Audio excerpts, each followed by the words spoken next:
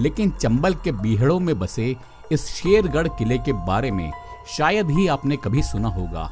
जी हाँ, मैं बात कर रहा हूँ राजस्थान और मध्य प्रदेश की सीमा रेखा से लगे हुए चंबल नदी के तट पर बसे धौलपुर के इस शेरगढ़ किले के बारे में, जिस पर न सिर्फ शेर शाह सूरी जैसे शासकों ने राज किया, बल्कि ये क्षेत्र पान सिंह तोमर और फूलन देवी जैसे खूंखार डाकुओं का भी गढ़ हुआ करता था।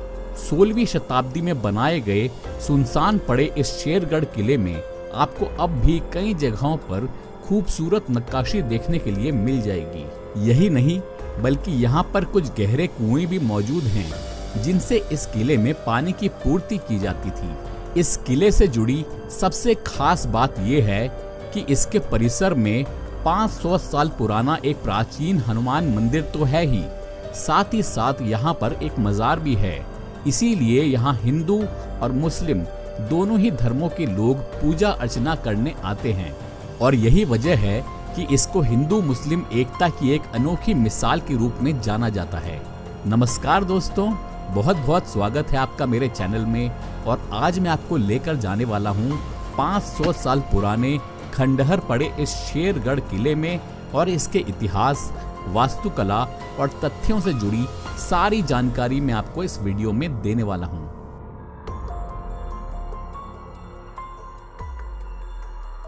तो राजस्थान के धौलपुर शहर से ग्वालियर की तरफ जाते हुए लगभग 2 से 3 किलोमीटर दूर आपको बाईं ओर में चंबल के बीहड़ में ये कच्चा रास्ता दिखाई देगा, जिस पर आगे चलने पर आपको दोनों ही तरफ रेतीले पहाड़ के टीले नजर आएंगे।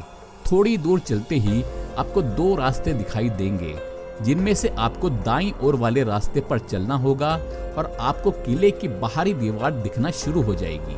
आगे बढ़ने पर आपको किले तक पहुंचने की चढ़ाई मिल जाएगी और कुछ ही देर में आप पहुंच जाएंगे इस शेरगढ़ किले के प्रवेश द्वार पर। आप देखेंगे कि इस किले की बाहरी दीवार काफी ऊंची है, जिसको यहीं के पहाड़ी पत्थरों का उपयोग करके बहुत ही मजबूती से बनाया गया है। आपको यहाँ कई सारे सैनिक बुर्ज भी दिखाई देंगे, जिन पर खड़े होकर सैनिक इस किले में आने जाने वालों पर निगरानी रखा करते थे।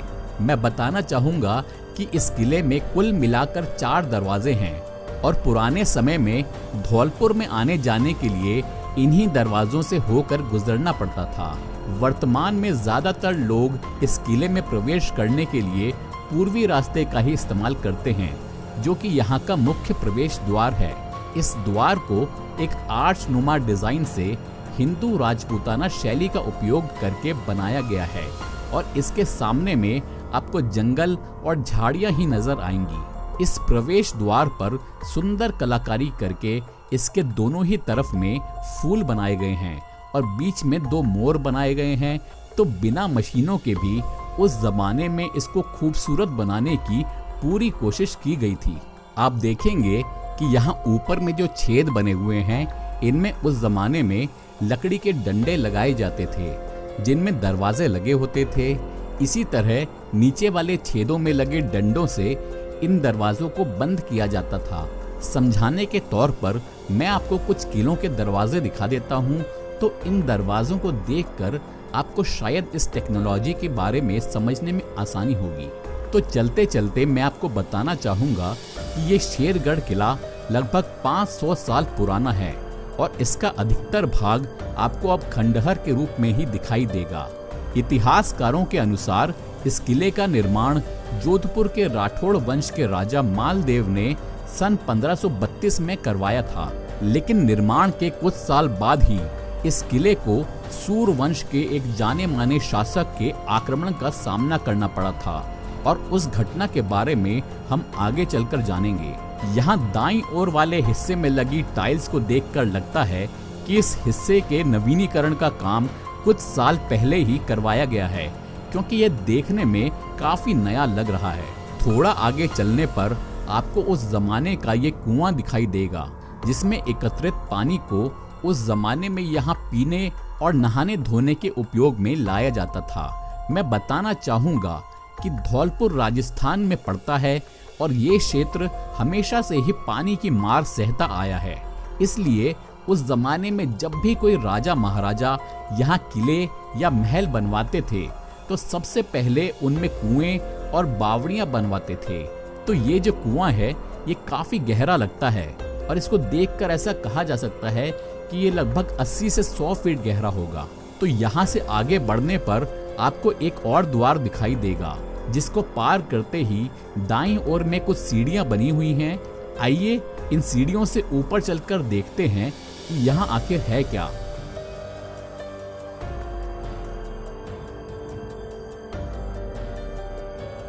तो ऊपर चढ़ने के बाद आपको यहाँ एक सैनिक बुर्ज दिखाई देगा, जैसे कि मैंने आपको ड्रोन से दिखाया था। तो आप देख सकते हैं कि यहाँ से आसपास के क्षेत्र का पूरा नज़ारा मिलता है, इसलिए यहाँ से सैनिक को किले में आने जाने वालों पर निगरानी रखने के लिए आसानी होती थी। यहाँ पर ये कब्र भी बनी हुई है जो शायद सेना के किसी खास इंसान के मृत्यु के बाद बनाई गई होगी। तो मैं आपको बताना चाहूँगा कि राजा महाराजाओं के समय में इस किले को मुख्य तौर से सेना द्वारा छावनी या कैंटोनमेंट की तरह इस्तेमाल में लाया जाता था और यहाँ राजा की सेना रहा करती थी। साल 1540 में सूरवंश के शासक शेर शाह सूरी ने इस किले पर हमला बोल दिया था।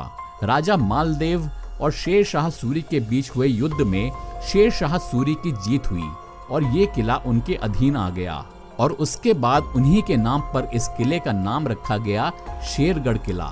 शेर शाह सूरी ने अपने शासन काल में इस किले का नवीनीकरण करवा के यहाँ कई इमारतों का निर्माण भी करवाया था। उनमें से कई इमारतें तो यहाँ होने वाले युद्ध में खंडहर के रूप में तब्दील हो गई, लेकिन कुछ अभी भी बाकी हैं। तो जैसा कि मैंने बताया कि हिंदू राजा मालदेव ने इस किले का निर्माण करवाया था, तो उन्होंने अपने शासन काल में यहाँ हनुमान जी का एक मंदिर भी बनवाया था जो आज भी यहाँ स्थित है। इस किले की दीवारों में लगी इन ईंटों में फूलों की ये कलाकारी देखकर पता लगता है कि ये उसी मंदिर में लगाए गए होंगे, लेकिन शेर शाह सूरी के आक्रमण के दौरान ये खंडित कर दिए गए और जैसे तैसे कहीं भी लगा दिए गए। थोड़ा आगे बढ़ने पर आपको इस 500 साल पुराने प्राचीन हनुमान मंदिर के दर्शन होंगे, जिसको उसी समय बनाया गया था जब ये किला बना था। इस मंदिर में केवल धौलपुर और आसपास के लोग ही नहीं बल्कि दूर दूर से यहाँ हनुमान जी के दर्शन करने आते हैं।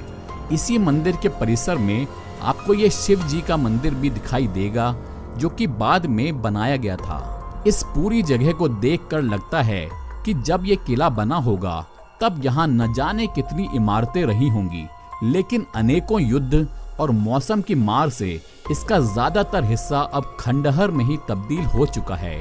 लेकिन अब भी आपको यहाँ पर मजार, सैनिकों के बुर्ज और छोटे बड़े कई सारे मंदिर भी दिखाई दे जाएंगे। आपकी जानकारी के लिए मैं बता दूं कि धौलपुर का ये शेरगढ़ किला चंबल घाटी के उस बीहड़ में स्थित है जो काफी लंबे समय तक चोर डकैतों का गढ़ हुआ करता था। इन्हीं बीहड़ में फूलन देवी और पान सिंह तोमर जैसे कुख्यात डाकुओं ने बसेरा डाला हुआ था और यहाँ आने से आम आदमी ही नहीं बल्कि पुलिस भी डरती थी। तो शेर शाह सूरी ने अपने समय में यहाँ एक मस्जिद का भी निर्माण करवाया था।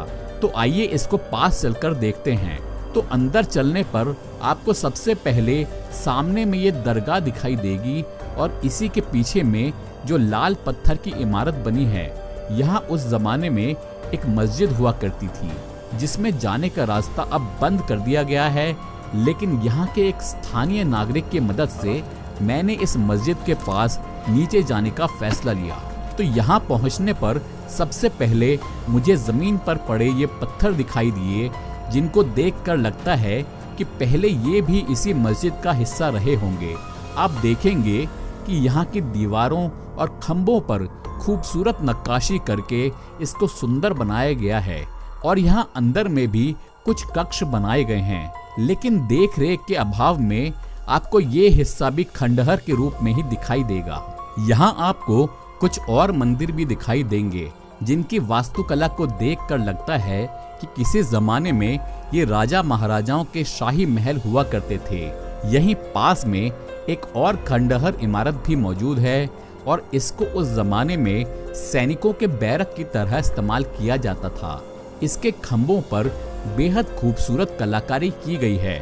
इस इमारत के कई हिस्से आपको इस तरह से जमीन पर बिखरे हुए नजर आएंगे, जो शायद यहाँ हुए आक्रमण के दौरान तोड़ दिए गए होंगे। तो वीडियो की शुरुआत में मैंने आपको यहाँ बना एक कुआं दिखाया था और आप देखेंगे कि उससे काफी बड़ा और चौड़ा कुआं यहाँ भी बनाया गया है। तो किले के कुछ भागों में बसे लोगों के लिए वो वाला कुआं काम में आता था और बाकी लोग इस बड़े कुएं का इस्तेमाल किया करते थे और इस तरह से किले में पानी की पूर्ति की जाती थी। इस कुएं के आसपास कुछ लोग भी